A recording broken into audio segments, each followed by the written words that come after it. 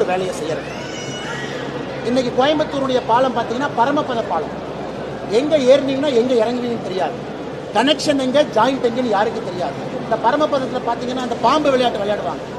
வால் பட்டுச்சுன்னா கீழே வரணும். அந்த மாதிரி தான் பாலம் அங்கங்கே தொங்கிட்டு இருக்கு. ஏன்னா கமிஷனுக்காக கட்டப்பட்ட பாலங்கள், மக்களுடைய நோக்கத்திற்காக தேவைகளுக்காக கட்டப்பட்ட பாலம் இல்லை. இதே திட்டத்தை மல்டி மோடல் 3 அடுக்கு கொண்டு வரலாம். இதே திட்டத்தை ஒரே பாலத்தை வேற மாதிரி சிந்தனையில் கொண்டு வரலாம்.